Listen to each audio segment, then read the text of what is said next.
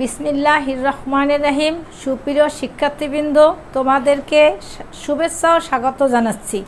আমি মোসাম্মদ শিরিন আক্তার বর্ণমালা আদর্শ উচ্চ বিদ্যালয় কলেজে অনলাইন ক্লাসে তোমাদের স্বাগত জানিয়ে শুরু করছি। ইসলামের ইতিহাস ও সংস্কৃতি বিষয় প্রথম পত্রের দ্বিতীয় অধ্যায় পাঠ 15 ও 16 থেকে আলোচনায় যাচ্ছি। আজকের পাঠ হলো হুদায়বিয়ার সন্ধি এবং এর গুরুত্ব। তাহলে সুপ্রিয় শিক্ষার্থীবৃন্দ, হুদায়বিয়া ও সন্ধি। সন্ধি হলো সন্ধিপত্র, চুক্তিপত্র এবং দুই পক্ষের মধ্যে আলোচনা। হুদায়বিয়া একটি স্থান। এটি মুহাম্মদ সাল্লাল্লাহু আলাইহি সাল্লাম এবং কুরাইশদের মধ্যে হুদায়বিয়া চুক্তি স্বাক্ষর করেন। এটি মক্কা হতে 9 মাইল দূরে অবস্থিত। 628 খ্রিস্টাব্দে রাসূলুল্লাহ সাল্লাল্লাহু আলাইহি ওয়াসাল্লাম ও কুরাইশদের সাথে হুদায়বিয়ার সন্ধি স্বাক্ষর করেন। এই সন্ধি ইসলাম ও বিশ্বের ইতিহাসে নতুন অধ্যায়ের সূচনা করে। এর মাধ্যমে সর্বপ্রথম মুসলমানরা একটি রাজনৈতিক শক্তি হিসাবে স্বীকৃতি লাভ করেছেন। এই সন্ধি স্বাক্ষর করে মুহাম্মদ সাল্লাল্লাহু আলাইহি ওয়াসাল্লাম অসাধারণ রাজনৈতিক প্রতিভা ও দূরদর্শিতার পরিচয় দিয়েছেন। তাই হুদায়বিয়ার সন্ধিকে মুহাম্মদ সাল্লাল্লাহু আলাইহি ওয়াসাল্লামের জীবনে ল্যান্ডমার্ক বা একটি গুরুত্বপূর্ণ ঘটনা হিসাবে অভিহিত করা হয়েছে। পবিত্র কোরআনে ইহাকে ফাতহুম মুবিন বা প্রকাশ্য বিজয় বলে অভিহিত করা হয়েছে। হুদায়বিয়ার সন্ধির পটভূমি। হিজরতের পর মহানবী সাল্লাল্লাহু আলাইহি ওয়াসাল্লাম ও মুহাজিরিনগণ মক্কা পরিদর্শন এবং হজ পালন করতে পারেননি। অনেকের মন প্রিয় জন্মভূমিকে দেখার জন্য ব্যাকুল হয়ে ওঠে। মুহাম্মদ সাল্লাল্লাহু আলাইহি ওয়াসাল্লাম মক্কা সফর ও উমরা পালনের সিদ্ধান্ত নিয়েছিলেন।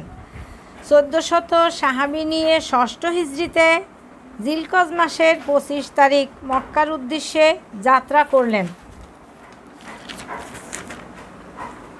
কিন্তু মক্কা কুরাইশরা মুসলমানদেরকে এই আগমনে ঠেকাবার জন্য খালিদ ও ইকরামার নেতৃত্বে তাদের গতি প্রতিরোধ করার জন্য পাঠান।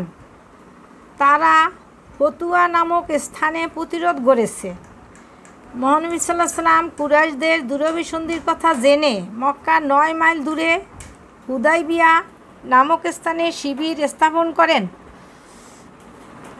তাহলে প্রিয় শিক্ষার্থীবৃন্দ, আমরা হুদায়বিয়ার স্থানটা দেখতে পাচ্ছি। মহানবী সাল্লাল্লাহু আলাইহি ওয়াসাল্লাম খোজা সম্প্রদায়ের বুদাইল নামের এক ব্যক্তির মাধ্যমে তাদেরকে বলে দিচ্ছেন মুসলমানরা শুধু হজ পালনের উদ্দেশ্যে এখানে এসেছেন, যুদ্ধ করতে নয়। এক পর্যায়ে মুহাম্মদ সাল্লাল্লাহু আলাইহি ওয়াসাল্লাম ও মক্কা কুরাইশদের আলোচনা ব্যর্থ হয়।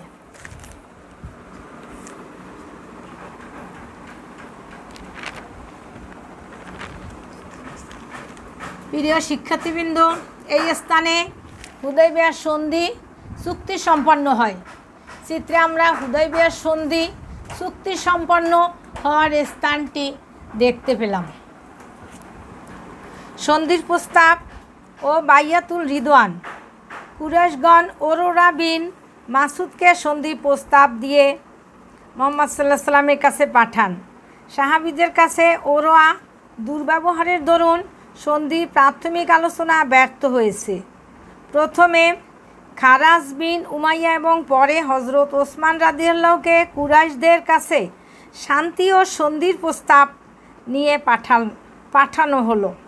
কুরাইশরা হযরত ওসমান রাদিয়াল্লাহুকে অন্যায়ভাবে বহুক্ষণ আটকিয়ে রেখেছেন। ফলে গুজব রটে হযরত ওসমান রাদিয়াল্লাহুকে তারা হত্যা করেছেন।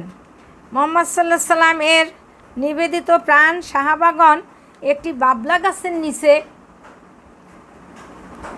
সমাবেত হয়ে মুহাম্মদ সাল্লাল্লাহু আলাইহি ওয়াসাল্লামের হাতে হাত রেখে ওসমান রাদিয়াল্লাহু হত্যার প্রতিশোধ গ্রহণের জন্য বজ্রকঠোর শপথ গ্রহণ করেছিলেন।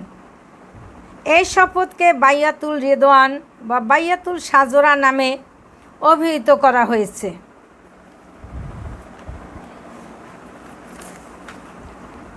মুসলমানদের বজ্রকঠোর শপথে শঙ্কিত হয়ে কুরাইশগণ হযরত ওসমান রাদিয়াল্লাহুকে মুক্তি দান করেছেন। কুরাইশরা মুহাম্মদ সাল্লাল্লাহু আলাইহি ওয়াসাল্লামের নিকট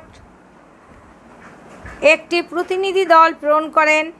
অনেক বাক বিতণ্ডতা ও আলাপ আলোচনার পর উভয় পক্ষের মধ্যে একটি চুক্তিপত্র স্বাক্ষরিত হয়। এই চুক্তিপত্রই ইতিহাসে হুদায়বিয়া সন্ধি নামে প্রসিদ্ধ। এটাই হলো হুদায়বিয়া সন্ধির প্রস্তাব।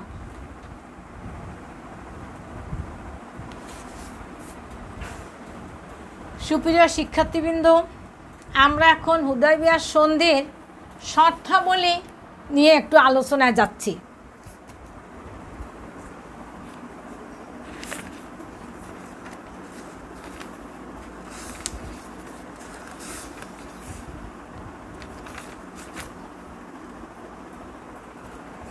শর্তগুলি হলো,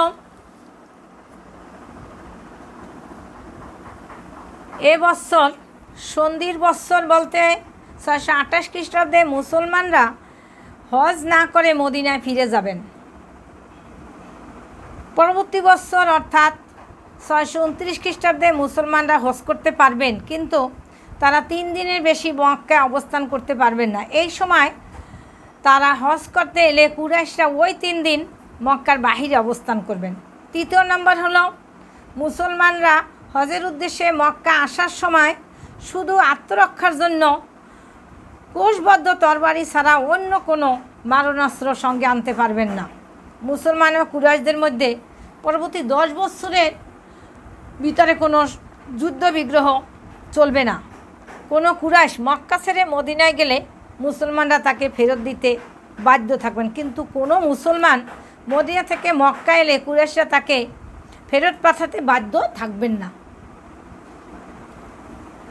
তাহলে প্রিয় শিক্ষার্থীবৃন্দ, উল্লেখিত স্থান হলো হুদায়বিয়া সন্ধির শর্তাবলীর স্থান। আরবের যে কোনো গোত্র ইচ্ছা করলে মুসলমান বা কুরাইশদের সাথে সন্ধির সূত্রে আবদ্ধ হতে পারবেন, এতে কোনো পক্ষে আপত্তি থাকবে না। অন্য একটা শর্ত হলো, হজের সময় কুরাইশরা মুসলমানদের জানমালের নিরাপত্তা বিধান করবেন। বিনিময় মক্কার বণিকরা বিভিন্ন স্থানে ব্যবসা বাণিজ্য করার সুযোগ পাবেন, যেমন সিরিয়া, মিশর। মক্কার কোনো নাবালক তার অভিভাবকের অনুমতি ছাড়া মুসলমানদের দলে যোগ দিলে তাকে ফেরত দিতে হবে। চুক্তির মেয়াদকালে উভয় পক্ষে মানুষের নিরাপত্তা পুরোপুরি নিশ্চিত করতে হবে। একে অপরের কোনো ধরনের ক্ষতি করতে পারবেন না। সন্ধির শর্তাবলী উভয় পক্ষে পুরোপুরি মেনে চলতে হবে। সন্ধির শর্তাবলী উভয় পক্ষ পুরোপুরি মেনে চলবেন।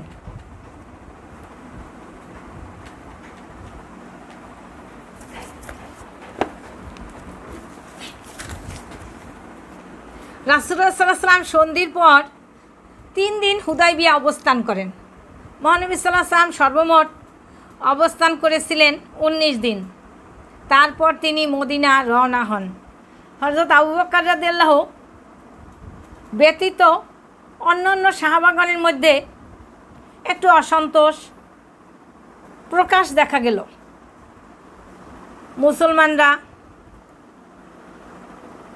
মুসলমানগণ পথ চলেন আর ভাবেন সন্ধি করে আমরা দুর্বলতার প্রকাশ পেয়েছি, পরাজিত হয়েছি। এমন সময় হঠাৎ রাসূলুল্লাহ সাল্লাল্লাহু আলাইহি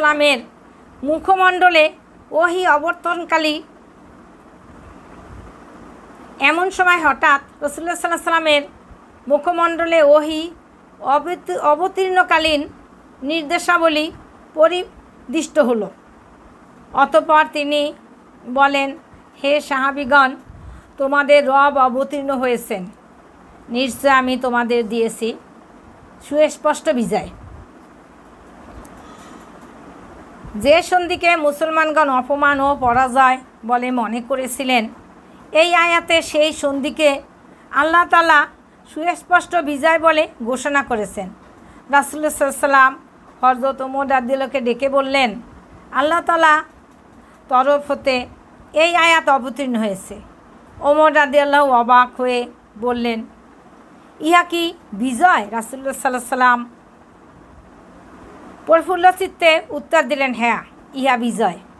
তখন হযরত ওমর রাদিয়াল্লাহু শান্ত হলেন এবং বুঝতে পারলেন যে এই সন্ধি মুসলমানদের জন্য একটি মহা বিজয়।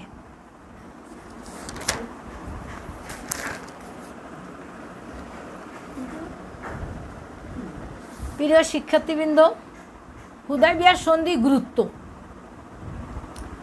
হুদায়বিয়া নামক স্থানে মুহাম্মদ সাল্লাল্লাহু আলাইহি ওয়াসাল্লাম এবং কুরাইশদের সাথে সন্ধি হয়েছিল। সন্ধিতে মুসলমানদের আলাপ আলোচনা হলো। সন্ধি করার পরে এর গুরুত্বটা আমরা একটু দেখে নেই। ইসলামের ইতিহাসে হুদায়বিয়ার সন্ধি গুরুত্ব অপরিসীম ও সুদূর প্রসারী। বিধর্ম এবং মুসলমানদের মধ্যে অন্ততপক্ষে 10 বছরের মধ্যে কোনো যুদ্ধবিগ্রহ করা যাবে না। যুদ্ধবিরতি প্রস্তাব কুরাইশগণ ও হযরত মুহাম্মদ সাল্লাল্লাহু আলাইহি ওয়াসাল্লামের সদিচ্ছায় প্রকাশ পায়। কুরাইশগণও যুদ্ধ করতে করতে ক্লান্ত হয়ে পড়েছিলেন। সন্ধিতে তারা স্বস্তি নিঃশ্বাস ফেললেন।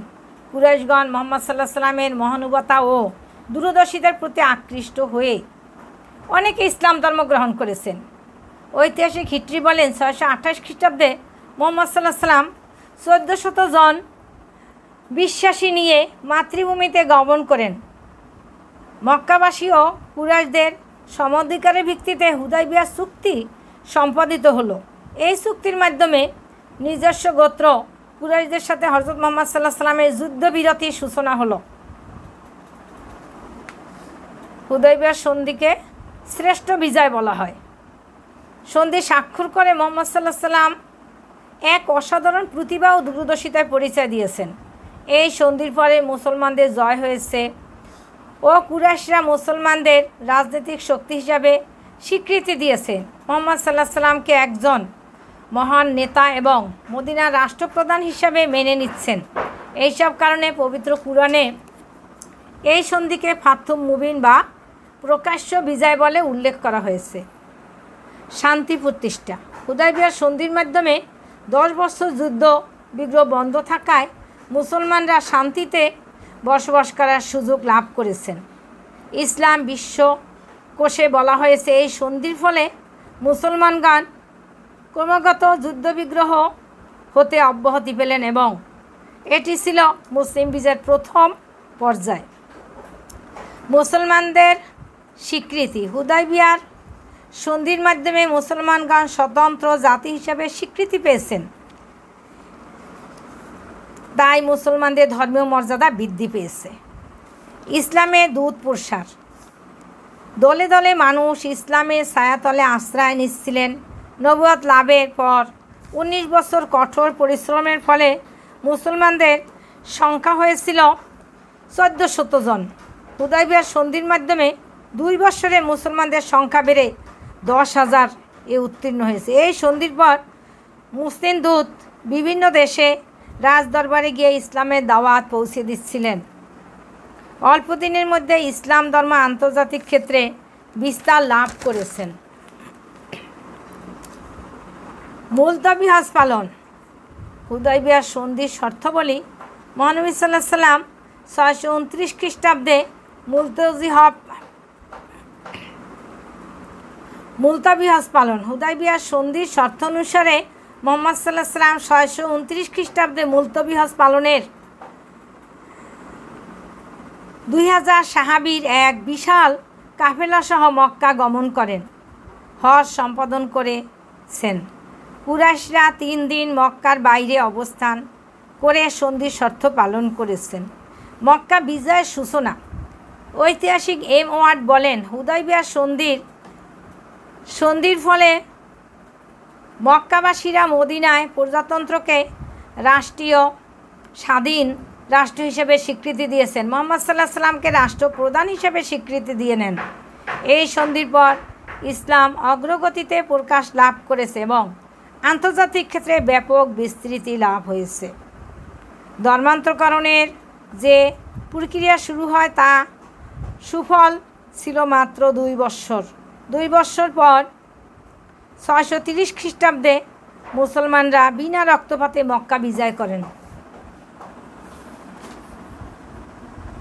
তাহলে সুপ্রিয় শিক্ষার্থীবৃন্দ, আমরা সর্বশেষ আলোচনায় এই সিদ্ধান্তে উপনীত হতে পারি যে হুদায়বিয়ার সন্ধির ফলে মুসলমানরা নিজ জন্মভূমিতে অবস্থান করার একটা কৌশল পেয়ে গেল এবং নিজ জন্মভূমিতে ওনারা অবস্থান করলেন। অবস্থান করে ইসলামকে আরও দ্রুত গতিতে প্রচার এবং প্রসার বাড়িয়ে দিয়েছেন।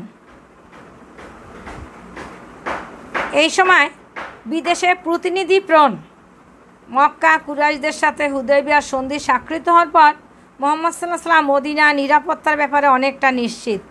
এই সময় কয়েকজন অভিজ্ঞ সাহাবী পরামর্শে তিনি আল্লাহ এবং নিজের নাম মোহাঙ্কিত করে মিশর, সিরিয়া, কনস্টান্টাইন, তারপরে হইল আবিসিনিয়া, পারস্য, ইয়েমেন, বাহরাইন প্রভৃতি স্থানে দূত প্রেরণ করেন। মুহাম্মদ সাল্লাল্লাহু আলাইহি ওয়াসাল্লামের প্রেরিত দূতের মধ্যে ছিল হজরত জিয়াহ ইবনে খলিফা কালবি, হজরত আবদুল্লাহ ইবনে হুজাইফা, হজরত আমর ইবনে উমাইয়া, হজরত হাতেম ইবনে আবু, হজরত আমর ইবনে আস সাহমি, হজরত সালামিত ইবনে আমর, হজরত আলা ইবনে হায়রামি, হজরত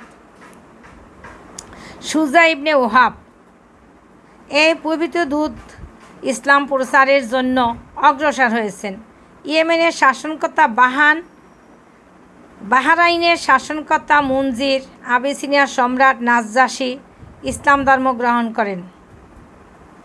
তাহলে সুপ্রিয় শিক্ষার্থীবৃন্দ, আমরা অত্যন্ত গুরুত্ব সহকারে হুদায়বিয়ার সন্ধিটা শুনে এই সিদ্ধান্তেই উপনীত হতে পারলাম যে ইসলাম এখন বিশ্বের বুকে একটা